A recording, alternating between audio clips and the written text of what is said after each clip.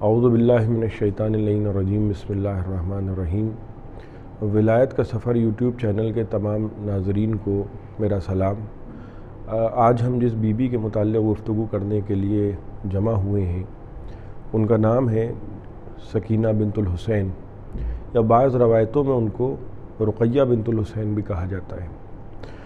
وجہ تسمیہ ہم انشاءاللہ آگے بیان کریں گے۔ سکینہ بی بی کی عمر روایتوں میں تقریباً 4 برس کربلا کے واقعے کے وقت بیان کی جاتی ہے، اور یہ وہ بی بی ہیں کہ جو امام حسین علیہ السلام کو سے ان کو بہت محبت تھی، اور یوں تو ماں باپ کو اپنی تمام اولادوں سے محبت ہوتی ہے، لیکن جناب سکینہ وہ بی بی ہیں جو امام حسین علیہ السلام کے سینے پہ سونے کی عادی تھیں، اور جناب امام حسین علیہ السلام کو بہت زیادہ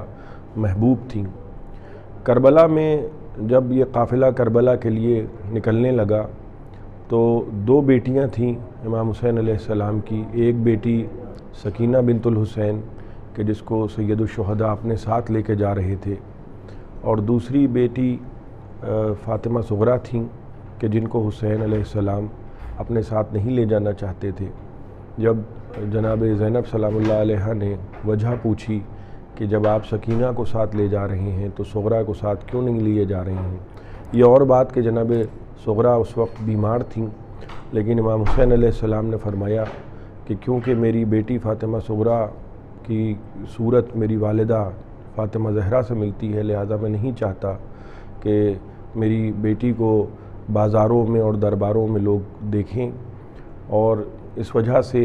روایتوں میں ملتا ہے کہ سید الشہداء نے جناب صغریٰ کو مدینے میں چھوڑا اور اپنے ساتھ جناب سکینہ سلام اللہ علیہ کو لے گئے۔ کربلا میں جب یہ قافلہ پہنچا ہے اور دھیرے دھیرے وہ وقت آیا کہ خیمے دریا کے کنارے سے ہٹے، اور 7ویں محرم سے چونکہ مکمل طور پر پانی ختم ہو چکا تھا، پانی دھیرے دھیرے کم ہوا ہے، اور پھر 7ویں جب آئی ہے تو روایتوں میں ملتا ہے کہ 7ویں کو قحط آب تھا۔ قحط کا مطلب ہوتا ہے کہ جب سوکھا پڑ جائے، بالکل ایک قطرہ پانی نہ ہو۔ یہ وہ وقت تھا کہ جب جناب سکینہ کے متعلق مقاتل میں ملتا ہے کہ جناب سکینہ چھوٹے چھوٹے بچوں کو جمع کرتی تھیں اور خالی کوزے ہاتھوں میں لے کر ایک خیمے سے دوسرے خیمے، دوسرے خیمے سے تیسرے خیمے میں العطش العطش کی صدائیں بلند کرتے ہوئے یہ چھوٹے چھوٹے بچوں کا قافلہ مختلف خیموں میں جاتا تھا، اور اس کی قیادت جناب سکینہ سلام اللہ علیہ کے فرماتی تھیں، یہاں تک کہ 10ویں محرم جب آئی ہے تو 10ویں محرم اب یوں تو 3 دن کی بھوک اور پیاس مشہور ہے، لیکن 10ویں محرم حقیقت میں چوتھا دن تھا کہ جب عطرت رسول پیاسی تھی، اور یہ وہ موقع تھا 10ویں محرم کا کہ جب کربلا کی جنگ شروع ہوئی ہے، اور وہ پیاسے جو جہاں قطرہ آب میسر نہ تھا، دھیرے دھیرے ایک ایک کر کے سید الشہداء کے لشکر سے جانثار ساتھی جاتے رہے اور شہید ہوتے رہے، یہاں تک کہ وہ وقت آیا کہ جب جناب سکینہ نے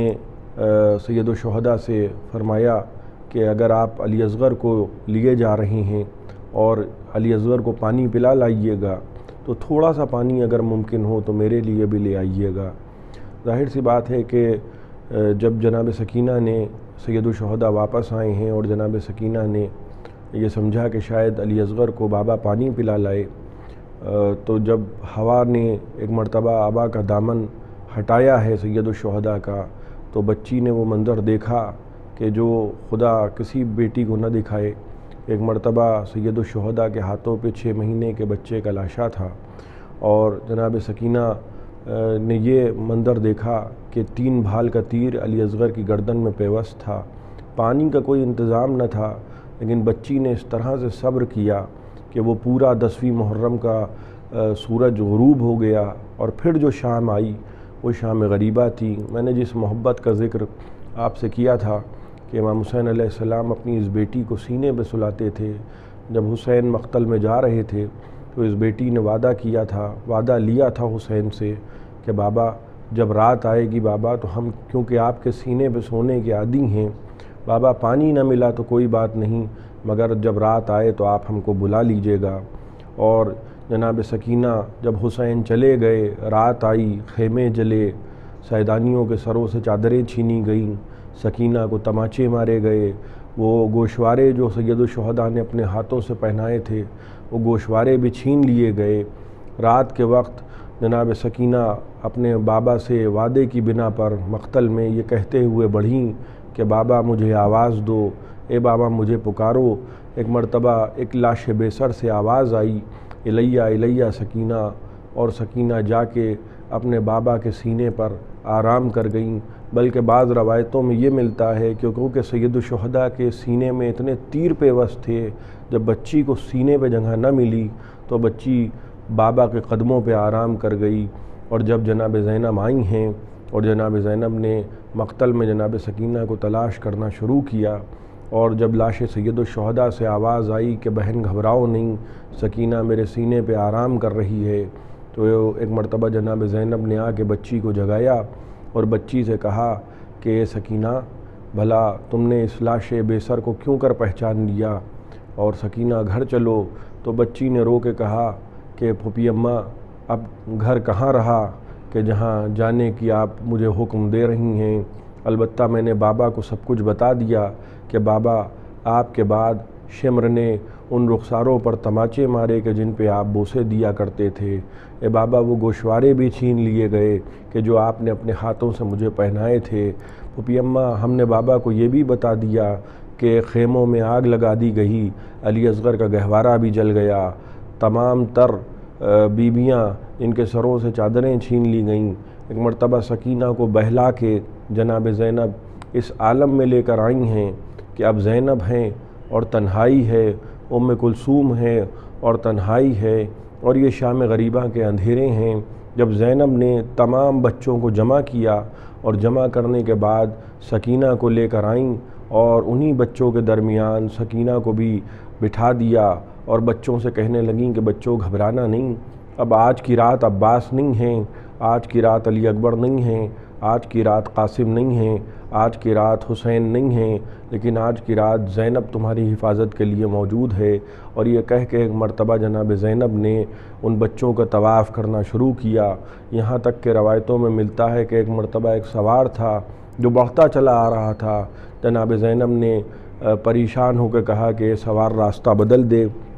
اس لیے کہ یہ چند بچے ہیں، یہ کچھ یتیم بچے ہیں، یہ بھوکے پیاسے بچے ہیں جو بڑی مشکل سے یہاں تھک کے سوئے ہیں۔ مگر سوار نے راستہ نہیں بدلا، سوار مستقل بڑھتا رہا، یہاں تک کہ علی کی بیٹی کو جلال آیا، کچھ قدم آگے بڑھیں اور یہ کہنے لگیں کہ میں محمد عربی کی نواسی ہوں، میں علی و سیدہ کی بیٹی ہوں، تو راستہ کیوں نہیں بدلتا؟ سوار پھر بھی بڑھتا رہا کہ ایک مرتبہ روایتوں میں ملتا ہے کہ جناب زینب نے بڑھ کے سوار کے وہ سوار جس گھوڑے پہ سوار تھا اس کی لجام کو تھام لیا اور فرمانے لگیں کہ سوار میں ابو الفضل العباس کی بہن ہوں، کہ ایک مرتبہ چہرے سے نقاب ہٹایا اور فرمایا سوار نے کہ زینب تم نے بلایا تھا تو میں آیا ہوں۔ ایک مرتبہ پوچھنے لگیں کون؟ کہا اے میری بیٹی زینب، نجف سے تمہارا بابا علی آیا ہے۔ ایک مرتبہ بیٹی نے رو کے کہا بابا